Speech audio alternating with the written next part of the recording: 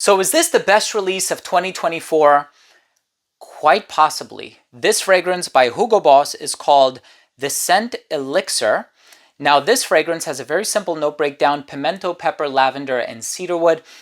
I'm getting a lot more than that from this fragrance. I'm looking forward to giving you my thoughts on the smell, so make sure to stay tuned.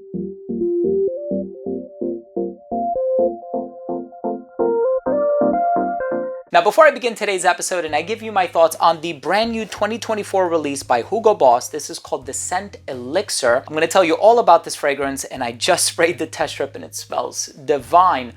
Anyway, I'm going to talk to you about the smell, performance, longevity comparisons, all that good stuff. But before I begin the video, I do want to mention that if you're a fan of fragrance-related content and if you love smelling your best, hit subscribe for daily uploads, hit the bell, and give this video a thumbs up for the algorithm. It would really mean a lot to me. So the original The Scent by Hugo Boss, I remember it contained this ingredient called maninka, which is a type of fruit. I believe it's native to the Philippines.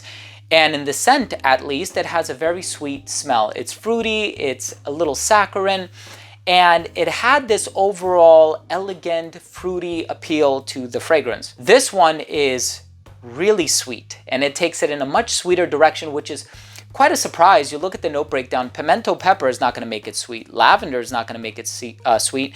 Cedarwood is certainly not going to make it sweet, but I heard someone, a good friend of mine, make a comparison to another fragrance, which is Spice Bomb by Victor and Rolf, and it does kind of remind me of like one of the infrareds, but imagine it fruitier, sweeter, and this one is so sensual, so, charismatic. So it has the potential of being a clubbing, partying king like Ultramall by Jean-Paul Gaultier, although very, very different as far as the composition is concerned. I love this stuff. In my opinion, this is one of the best releases of 2024. I'm looking forward to giving you my thoughts on the smell. Let's start things off with a quick look at the presentation first.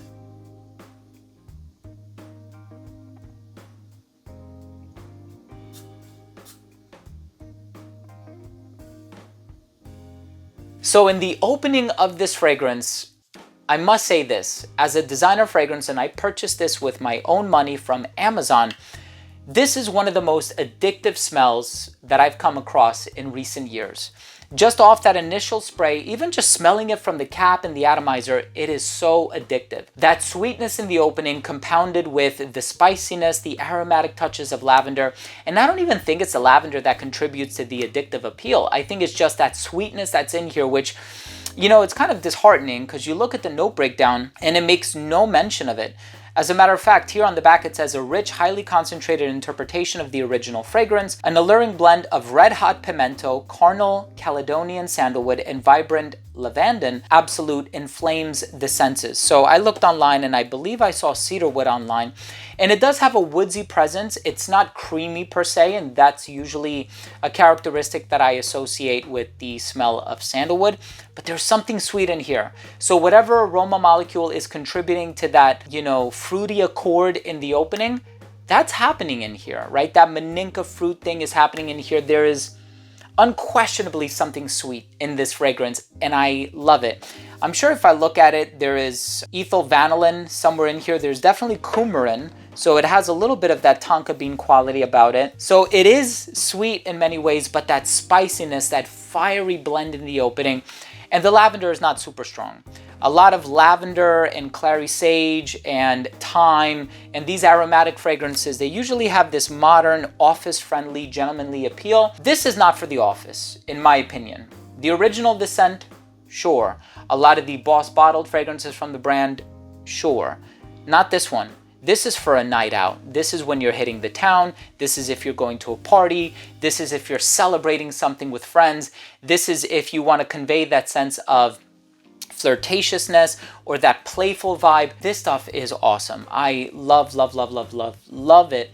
If you've had the opportunity to go to any department store and try this one, please let me know what your experience with this one has been. I'm curious to know, am I the only one that enjoys this fragrance so much to the point where I think it's like the best release of 2024, or perhaps the second best release of 2024? Because right now, it's kind of head to head with Le Male Elixir by Jean-Paul Gaultier. And that one is a very different DNA: tobacco, hay, amber, resin, so on and so forth. This stuff is awesome. Anyway, Let me know what you think. If you've had the opportunity to try, drop your comment down below. Let's go ahead and finish things off with my overall assessment. So first up, in terms of the uniqueness and the overall smell, it is true that this one does bear similarities to the original, The Scent, and many of its associated flankers, but I love the fact that it takes it in a sweet, spicy direction. And yeah, it has a little bit of an aromatic heart, but it's not overly strong, and it's certainly not falling into the category of one of these office-friendly scents like, you know, Ralph's Club or YSL Myself. So a lot of recent releases have been pigeonholed into that sort of office-friendly, youthful, modern, you know, aromatic category. This one is not it. Longevity on this one is a solid 8 hours on skin. So I appreciate it, right? Especially for the concentration, which is a Parfum Intense. You know, that's a bit nebulous, and, you know, brands kind of make up their own concentrations as they go. It's not a true indicator of the concentration, the numerical concentration of aromatic compounds, but that's besides the point. Projection on this one, very good for the first hour of application. It radiated at an arm's length. It became an elbow's length scent right around hour 6, a skin scent right around hour 8. In terms of the versatility, so it's marketed for men. Anybody of any age would appreciate this one, although something tells me this might appeal a little bit more to a younger demographic. There is one that the brand recently came out with that might appeal to an older demographic, and it's Hugo Boss bottled Triumph Elixir.